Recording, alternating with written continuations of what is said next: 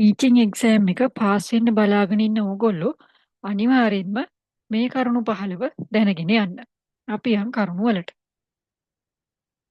පළවෙනි කරුණ තමයි පාසල් සඳහා ඇගයීම් ක්‍රමය හඳුන්වා දුන් වර්ෂය කුමක්ද?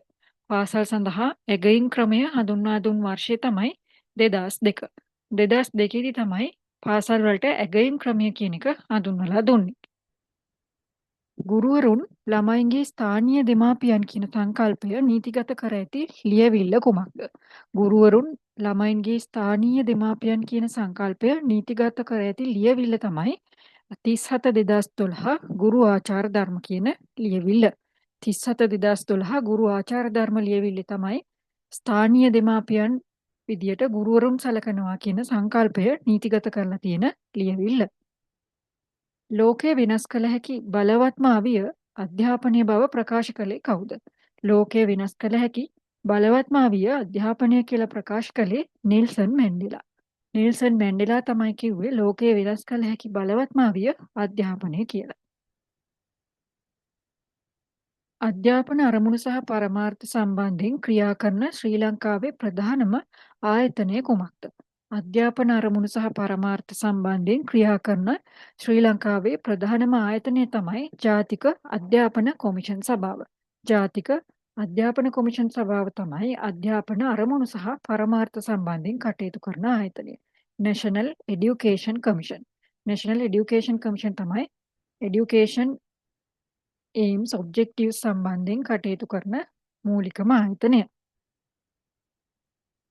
පාසල් විෂයමාලාවන් සංවර්ධනය කරනු ලබන ආයතනය කුමක්ද? පාසල් විෂයමාලාවන් සංවර්ධනය කරනු ලබන ආයතනය තමයි ශ්‍රී ලංකාවේ ජාතික අධ්‍යාපන ආයතනය. National Institute of Education තමයි පාසල් විෂයමාලාව සංවර්ධනය සම්බන්ධයෙන් කටයුතු කරන ආයතනය. යුනිසෙෆ් සංවිධානයේ මූලස්ථානය පිහිටා ඇත්තේ කොහෙද? යුනිසෙෆ් සංවිධානයේ මූලස්ථානය පිහිටලා තියෙන්නේ ඇමරිකා එක්සත් ජනපදයේ නිව්යෝර්ක් නුවර. ඇමරිකා එක්සත් ජනපදයේ නිව්යෝර්ක් නුවර තමයි යුනිසෙෆ් සංවිධානයේ මූලස්ථානය පිහිටලා තියෙන්නේ. ගුරුවරයෙකුට වසරකට ලබාගත හැකි උපරිම අනියම් නිවාඩු ගන්න කීයද? ගුරුවරයෙකුට අවුරුද්දකට ගන්න පුළුවන් කැෂුවල් ලීව්ස් ගන්න කීයද? ඒ තමයි දින 20ක්. දින 20ක් කැෂුවල් ලීව්ස් ගන්න පුළුවන් ගුරුවරයෙකුට අවුරුද්දකට. එක්සත් ජාතීන්ගේ තිරසර සංවර්ධන ඉලක්ක අතර අධ්‍යාපනයට අදාළ වෙන්නේ කීවෙනි ඉලක්කයද?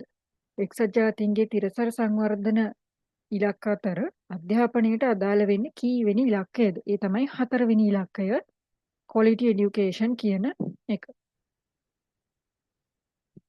sustainable development goals වල 4 වෙනි ඉලක්කය තමයි quality education. ඒ තමයි අධ්‍යාපනයට අදාළ වෙන ඉලක්කය.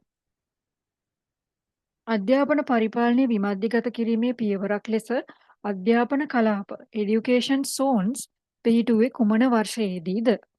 education zones අධ්‍යාපනික කලාප පිහිටුවේ 1984 වසරේදී. 1984 දී තමයි ලංකාවේ education zones පිහිටවන්නේ. පාසල් වර්ගීකරණය අනුව 1C වර්ගයේ පාසලක තිබිය යුතු විශේෂත්වය කුමක්ද? ලංකාවේ 1C වර්ගයේ පාසලක තියෙන්න ඕන විශේෂත්වය තමයි උසස් පෙළ කලා සහ වාණිජ විෂය ධාරාවන් තිබීම. උසස් පෙළ කලා සහ වාණිජ විෂය ධාරාවන් තිබීම තමයි 1C වර්ගයේ පාසලක තියෙන්න ඕන විශේෂත්වය. අධ්‍යාපන අමාත්‍යාංශයේ නිල වෙබ් අඩවිය කුමක්ද? අධ්‍යාපන අමාත්‍යාංශයේ නිල වෙබ් අඩවිය තමයි www.moe.gov.lk. www.moe.gov.lk තමයි අධ්‍යාපන අමාත්‍යාංශයේ නිල වෙබ් අඩවිය. පාසලක මුදල් සහ දේපළ සම්බන්ධයෙන් වගකීමට බැඳී සිටින ප්‍රධාන ගිණුම් නිලධාරියා විදිහට සලකන්නේ කවුද? පාසලක මුදල් සහ දේපළ සම්බන්ධයෙන් වගකීමට බැඳී සිටින ප්‍රධාන ගිණුම් නිලධාරියා විදිහට සලකන්නේ කලාප අධ්‍යාපන අධ්‍යක්ෂකවරයා. නමුත් පාසල් මට්ටමින් ගත්තහම වගකීම විදුහල්පතිවරයා සතුයි. පාසල් මට්ටමින් විදුහල්පතිවරයා තමයි පාසලක මුදල් සහ දේපළ සම්බන්ධයෙන් වග කියන්නේ ගිණුම් නිලධාරියා විදිහට කටයුතු කරන්නේ. පාසල් සංවර්ධන සමිතියක නිල බලයෙන් සභාපතිත්වය දරනු ලබන්නේ කවුද? පාසල් සංවර්ධන සමිතියක නිල සභාපතිත්වය දරන්නේ විදුහල්පතිවරයා. පාසල් සංවර්ධන සමිතියක නිල සභාපතිත්වය දරන්නේ විදුහල්පතිවරයා.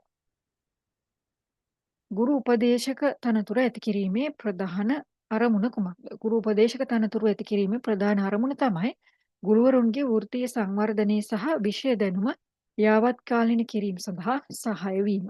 ගුරුවරුන්ගේ වෘත්තීය සංවර්ධනය සහ විෂය දැනුම යාවත්කාලීන කිරීම සඳහා සහාය වීම තමයි ගුරු උපදේශක තනතුරු ඇති කිරීමේ ප්‍රධාන අරමුණ. ශ්‍රී ලංකාවේ ගුරු සේවයේ පවතින ඉහළම ශ්‍රේණිය කුමක්ද? ශ්‍රී ලංකා ගුරු සේවයේ පවතින ඉහළම ශ්‍රේණිය තමයි පළවෙනි ශ්‍රේණිය, grade 1. ශ්‍රී ලංකාවේ ගුරු සේවයේ තියෙන ඉහළම ශ්‍රේණිය පළවෙනි ශ්‍රේණිය grade 1 තමයි ඉහළම ශ්‍රේණිය.